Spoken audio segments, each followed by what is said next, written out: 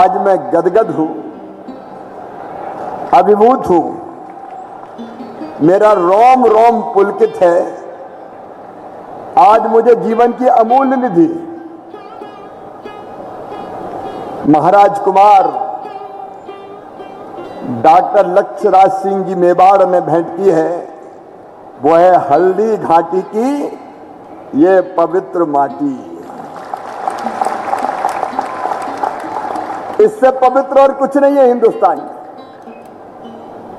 इस माटी को माथे से लगाता हूं और आपको ये वचन देता हूं कि मेवाड़ की ये माटी, हल्दी घाटी की ये माटी जो भारत की शौर्य और वीरता की प्रतीक है, इस माटी का मान, सम्मान और इसकी शान कभी जाने नहीं दूंगा। जान भले ही चली जाए, इसका सम्मान कभी नहीं जाने दूंगा। मंदिर में रख के मेरे इस माटी की पूजा करूंगा और ये माटी महाराणा प्रताप जी के शौर्य को हमेशा याद दिलाएगी और कहेगी सही दिशा में काम कर। मैं फिर प्रणाम करता हूं। इस माटी को तिलक करो, ये धरती है बलिदान की। सचमुच में अद्भुत है हमारा देश। बप्पा रावल जी की वीरता की कथाएं आज भी हमें रोमांचित कर देती है। राणा सांगा 80 घाव लगे लेकिन लड़ते रहे, और महाराणा प्रताप नाम लेते श्रद्धा से शीश झुक जाता है। हे महावीर, हम सब गर्व करते हैं आप। अब भारत के शौर्य का प्रतीक महाराज छत्रसाल बुंदेला, उनकी भी जयंती है। मैं महाराणा प्रताप जी के चरणों में शीश झुका के नमन करता हूं, प्रणाम करता हूं मध्य प्रदेश की इस धरती से। महाराज छत्रसाल बुंदेला जी के चरणों में प्रणाम करता हूं और प्रणाम करता हूं भारत की इस मां को, राजमाता महारानी पद्मावती के चरणों में। धन्य हो मां। ऐसा शौर्य कहीं देखने मिलता है क्या? स्वाभिमान के प्रतीक, धर्म संस्कृति की रक्षा, धोखे से, छल से, कपट से और गद्दारी से महाराज रतन कुमार, धोखे से, छल से, कपट से, ईमानदारी से लड़ाई में नहीं। जब नहीं रहे तो महारानी ने ऐसा जोहर किया जो पूरी दुनिया में आज भी इतिहास में दर्ज है, याद किया जाता है। इतना बड़ा बलिदान, अंगारों में कूद के, अग्नि की ज्वालाओं में अपने आप को समर्पित कर दिया, और उन्हीं की ये भव्य प्रतिमा उनके चरणों में श्रद्धांजलि है। रानी तेरा ये बलिदान याद रखेगा हिंदुस्तान, और आने वाली पीढ़ियां ये देखे। इसलिए भोपाल में मनुआ बांध की टेकरी पर ये विशाल प्रतिमा, ये विशाल और भव्य प्रतिमा लगाई गई, प्रेरणा स्थल होगा ये। और महाराज कुमार यहां बैठे हुए हैं। मैं आपको बहुत धन्यवाद देता हूं। आपने वीर बप्पा रावल, राणा सांगा और महाराणा प्रताप की परंपरा को बना के रखा है। पहले देश के लिए बलिदान की जरूरत थी, लेकिन आज देश के लिए जीने की जरूरत है। और मुझे बताते हुए खुशी है कि आप हमारे अतिथि अध्यक्षता कर रहे हैं। आपने वस्त्रदान के लिए राष्ट्रव्यापी अभियान चलाया और जरूरतमंद 3 लाख से अधिक वस्त्र दान कर पहला गिनीज वर्ल्ड रिकॉर्ड बनाया। आपने 24 घंटे में 20 टन से ज्यादा शिक्षण सामग्री छात्र छात्राओं को वितरित करके दूसरा गिनीज वर्ल्ड रिकॉर्ड बनाया। 1 मिनट से कम में 4035 पौधे लगा के तीसरा वर्ल्ड रिकॉर्ड बनाया। 1 घंटे के समय में स्वच्छता के 12,508 उत्पादन दान कर चौथा वर्ल्ड रिकॉर्ड बनाया। 1 घंटे के समय में सर्दी से बचाव के लिए सबसे ज्यादा ऊनी वस्त्र दान कर 5वां गिनीज वर्ल्ड रिकॉर्ड बनाया। रिकॉर्ड भोजन सामग्री वितरित करके 6वां वर्ल्ड रिकॉर्ड बनाया। और 28 जनवरी 2023 को परोपकारी पहलों को स्वच्छ करते हुए एक टीम द्वारा 1 घंटे में सबसे अधिक बीज बोने का 7वां वर्ल्ड रिकॉर्ड बनाया। 7वां, एक बार तालियां बजा के स्वागत किए। अब उस परंपरा को आगे बढ़ाने का काम कर रहे हैं। यही तो भारत भूमि की विशेषता है। राणा प्रताप सचमुच में ऐसे सूरवीर कि रोम रोम पुलकित हो जाता है। घास फूस की चोटी खा लूंगा लेकिन मेवाड़ का स्वाभिमान जाने नहीं दूंगा। चौड़ी छाती, उन्नत ललाट, भाले से सज्जित रहते थे उस महाप्रताप योद्धा को महाराणा प्रताप सब कहते थे। जिस सूरवीर की शत्रु तक अंतर से इज्जत करते थे उस महाप्रताप योद्धा को महाराणा प्रताप कहते थे। लंबाई 7 फीट, वजन 110 किलोग्राम, 72 किलो का छाती कवच, 72 किलो का, 81 किलो के भाले और 208 किलो की 2 वजनदार तलवारों को लेके चलते थे। कहां ऐसे महाप्रतापी योद्धा हुए हो? कहां ऐसे महाप्रताप योद्धा हुए होंगे? मेरे प्रिय मित्रों, चेतक की बात महाराज कुमार कर रहे थे। चेतक भी अद्भुत थे। बिना चेतक के स्मरण के कार्यक्रम पूरा नहीं होगा। महाराणा प्रताप, हमने बचपन में कविता पढ़ी थी। आगे नदियां पड़ी अपार, घोड़ा कैसे उतरे पार, राणा ने सोचा इस पार, तब तक चेतक था उस पार। 1573 में उन्होंने सिंहासन की कमान संभाली। वो काल था मुगल काल।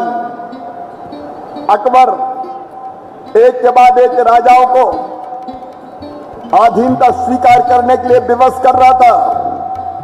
अकबर के पास बड़ी सेना थी। 1 लाख से ज्यादा सैनिक युद्ध करने आए, लेकिन 20,000 सैनिकों की सहायता से महाराणा प्रताप ने उनके छक्के छुड़ाए। हल्दी घाटी का वो युद्ध भारत का ऐसा युद्ध है कि जिसे पूरी दुनिया याद करती है। अधीनता स्वीकार नहीं करूंगा। जंगल में भटक लिया हूं। और एक बात और कहना चाहता हूं, लड़ाई में साथी कौन थे? पुंजा भील, भामाशाह, ऐसे साथी थे। सामाजिक समरसता का प्रतीक थे। सामाजिक समरसता का प्रतीक। हल्दी घाटी के युद्ध के बाद जब राणा प्रताप जंगल में रह के फिर से सेना इकट्ठी कर रहे थे युद्ध के लिए, तब उनके लिए भोजन जुटाने का काम पुंजा भील करते थे। एक दिन दुद्धा को कहा गया, नंबर आता था बारी बारी से कि राणा साहब को भोजन पहुंचाए, महाराणा साहब को भोजन पहुंचाना है। एक दिन भील किशोर दुद्धा की बारी आई। घर में भोजन आटा नहीं था तो व्यवस्था पड़ोस से करके मां ने रोटी बनाई और भील किशोर दुद्धा रोटी लेके और राणा प्रताप जहां रुके थे उस ओर चला। अकबर के सैनिकों ने घेरा डाला था। पता चल गया कि ये दुद्धा राणा प्रताप को रोटी पहुंचाने जा रहा है। पीछा किया गया। दुद्धा ने अपनी ताकत लगाई, घायल हो गया। एक हाथ कट गया लेकिन दूसरे हाथ से रोटी की पोटली नहीं छोड़ी। पूरी ताकत से दौड़ते हुए अंततः वो वहां पहुंच गया जहां महाराणा प्रताप रुके हुए थे और वहां जाके गुफा के मुहाने पे आवाज लगाई, राणा जी ये रोटियां मां ने भेजी है। फौलादी तन और अटूट संकल्प वाले महाराणा ने जब देखा एक लहूलुहान किशोर हाथ में पोटली लिए पुकार रहा है तो उनकी आंखों से झरझर आंसू झरने लगे और कहा इतना कष्ट उठाने की क्या जरूरत थी, तुम संकट में क्यों पड़े? तो दुद्धा ने कहा, मां कहती थी आप चाहते तो अकबर से समझौता कर आराम से रह सकते थे, पर आपने धर्म और संस्कृति की रक्षा के लिए इतना बड़ा त्याग किया, उसके आगे मेरा त्याग तो कुछ भी नहीं है। और ये कहकर महाराणा को पोटली दी और दुद्धा ने वीर गति प्राप्त की। कितने ऐसे साथी और सहयोगी थे और हम सब जानते हैं महाराणा प्रताप ने अंततः मेवाड़ को स्वतंत्र करके अकबर को धूल चटाने का महाप्रताप किया। ऐसे महाराणा प्रताप को बारंबार प्रणाम। सूरज का तेज भी फीका पड़ता था, सूरज का तेज भी फीका पड़ता था जब राणा तू अपना मस्तक ऊंचा करता था। थी राणा तुमने कोई बात निराली, इसलिए अकबर भी तुमसे डरता था, अकबर भी तुमसे डरता था। ऐसी सूरवीरता को बारंबार प्रणाम। प्रणाम महाराज छत्रसाल बुंदेला को। छत्ता तेरे राज में धक धक धरती होए, जित जित घोड़ा पग धरे उत उत विजय होए। उनको भी मैं प्रणाम करता हूं। ये वीरों की और सूरों की धरती है मेरे मित्रों। ऐसे वीर योद्धा के जन्मदिन के दिन अगर छुट्टी मध्य प्रदेश शासन ने घोषित की तो कोई उपकार नहीं किया, ऋण उतारने का काम किया है, ऋण उतारने का काम किया है। हम सब विचार करें हमारे ऐसे महावीर योद्धा तब जब आज भी ये बात सच है, आज प्रधानमंत्री नरेंद्र मोदी जी के नेतृत्व में एक वैभवशाली, गौरवशाली, संपन्न, समृद्ध और शक्तिशाली भारत का निर्माण हो रहा है।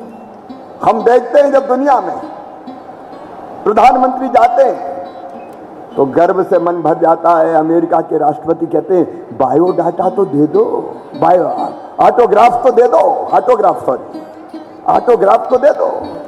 आपने देखा दूसरे देशों के राजनेता कितना सम्मान करते हैं, लेकिन फिर भी मेरे मित्रों आज भी कई षड्यंत्रकारी हैं जो इस देश को, सनातन संस्कृति को नुकसान पहुंचाने की कोशिश कर रहे हैं। अभी पिछले दिनों ही एक संगठन ऐसा पकड़ा गया जो लव जिहाद पहले, बाद में धर्मांतरण और बाद में उनको आतंकवाद की तरफ ले जाने का काम करता था। वो पकड़ लिए गए सारे जेएमबी के आतंकवादी पकड़े गए। मैं राणा प्रताप जी के चरणों में प्रणाम करके ये संकल्प लेता हूं कि ऐसे लोग जो हमारे देश को, प्रदेश को नुकसान पहुंचाएंगे, छोड़े किसी भी कीमत पर नहीं जाएंगे। हम केवल आतंकवाद के खिलाफ और आतंकवादियों से लड़ना, उनको समाप्त करना, ये हमारा धर्म है। बोलो है कि नहीं? अरे है कि नहीं? तो बोलिए राणा प्रताप की। हम ऐसी सारी व्यवस्थाएं बनाई और दोनों तरह के काम जो हमें प्रेरणा देते हैं।